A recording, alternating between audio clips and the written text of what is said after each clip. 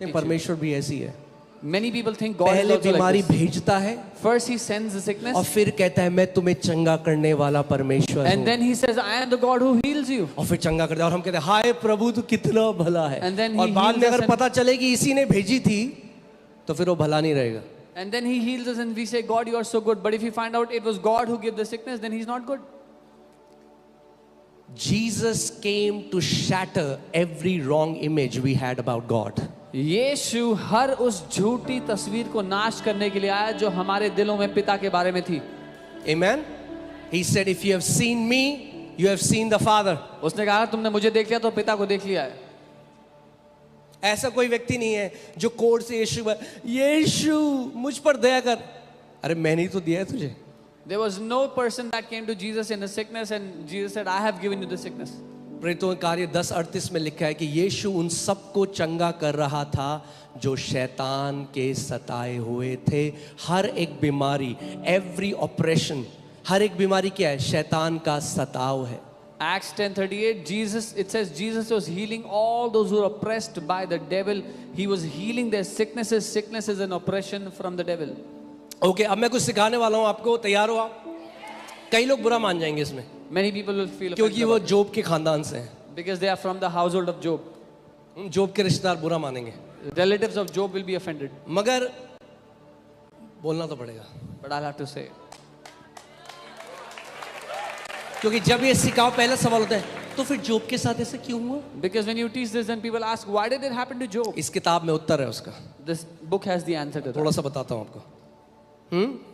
Many believers have built their theology on the pain of Job rather than the victory of Jesus. बहुत से विश्वासियों ने अपनी मसीही विचारधारा को अयूब के सताव पर निर्धारित किया है बल्कि यीशु की जय पर निर्धारित करने की जगह। ओके, सुन रहे हैं आप? हाँ, देखो जोब के रिश्तेदार कुछ नहीं बोल रहे हैं। अगर जोब के रिश्तेदार नहीं हो तो हाथ हिलाओ। यीशु के रिश्तेदार हाथ हिलाएं। ओ hallelujah. Job was a righteous man. Ayub एक धर्मी व्यक्ति था। Okay, his story is in the Bible for a reason. उसकी कहानी बाइबल में एक कारण से है। But you should know that Job lived before the cross. पर आपको पता होना चाहिए कि अयूब क्रूस से पहले था। मेरे पीछे बोलो, Job lived before the cross. बोलो, अयूब क्रूस से पहले था। Job lived before resurrection. Ayub पुनरुत्थान से पहले था। Job lived before the indwelling of the Holy Spirit. Ayub पवित्र आत्मा के भीतर रहने से पहले था। Job lived before the name of Jesus was given to the church. Ayub यीशु का नाम कलीसिया को दिया जाता उससे पहले था। अरे सुनो इस बात को, Job didn't had the authority that God has given you. Ayub के पास वो अधिकार नहीं था जो परमेश्वर ने आपको दे दिया है। Okay? Job lived under old covenant, you don't. Ayub पुरानी वाचा के अधीन जी रहा था, आप नहीं हो पुरानी वाचा के अधीन। पर जोब के साथ ऐसे क्यों? But why did it happen to Job? अरे जोब गेट अ जोब। आप समझ रहे हो मैं क्या कह रहा हूं?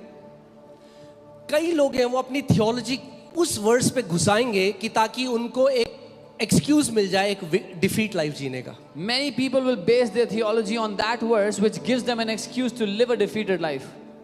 देखो जोब भी तो बीमार था, तो हम Oh, बीमार हैं तो जोब प्रभु ने दिया। Even Job was sick, so I am also sick. अरे जोब के पास अधिकार होता, वो राइचस मैन तो भगा देता उस बीमारी को। If Job had authority, he was a righteous man, he would have gotten rid of that sickness. आपके पास अधिकार दिया यीशु मसीह ने। Jesus has given you authority. आपके पास नाम दिया गया, आपके पास। एक बात बताओ, ओके, पुट जेम्स 4:7। आप जो लोग जोब करते हैं, याकूब 4:7. कौन आया शैतान को जोब को अफ्लिक्ट करने? कौन आया? Who came to afflict Job?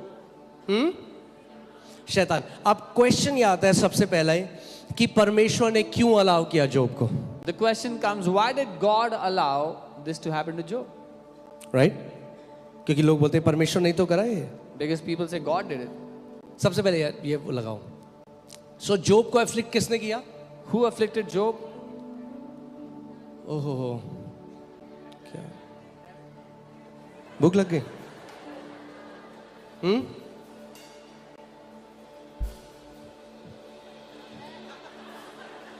चेतना को पकड़ो, वापस लाओ भैया। Bring your awareness back. हाँ, जितने सो रहे हैं बोलो हालेलुया।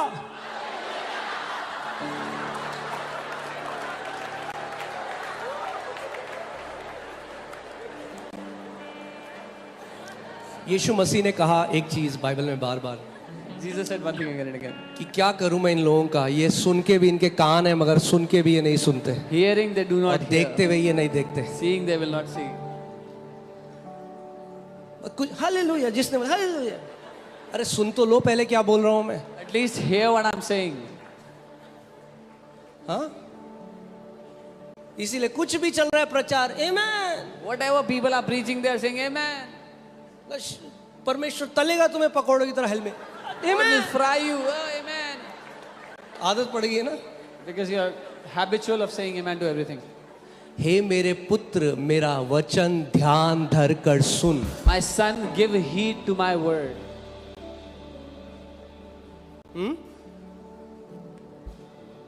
आमेन।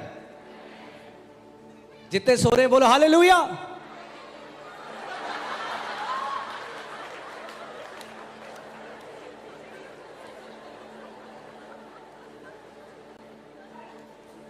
हे प्रभु, एक वर्ड है that David encouraged himself in the Lord. Dawood ने अपने आप को प्रोत्साहित किया प्रभु I में। am encouraging myself in the Lord right मैं now. अपने आप को प्रोत्साहित कर रहा हूँ प्रभु में। कैपेसिटी बढ़ानी है हमें वचन के We लिए। have to increase our capacity for God's word. हाँ, वो जब ले हैंड था ना, When 6 बज गए थे बाहर मगर सब खड़े थे, it was 6 p.m. people were घुसे standing in the हुए भीड़ line. में ऐसे। They were in the queue, in the crowd. ले हैंड है, छोड़ेंगे Oh, नहीं, it's lay hand. We have to get it. जगह नहीं है चलने की। There was no space to walk. अरे उस ले हैंड से ज्यादा आदर इस वचन को दो। Honor this word more than the lay hand.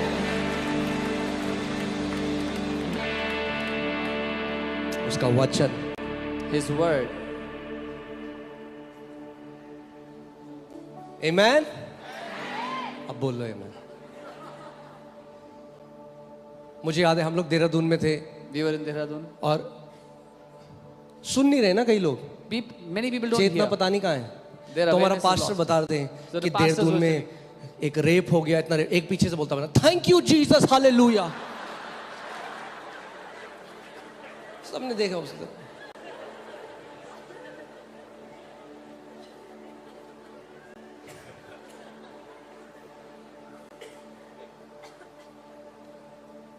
बार बार यीशु मसीह एक बात बोलता है, जिसके सुनने के कान हैं वो ये सुन ले कि आत्मा कलीसिया से क्या कहता है। Again and again, Jesus would say, "He who has an ear to hear, let him hear what the Spirit says to the churches." तो इज़राइल में क्या बिना कान के लोग पैदा होते थे?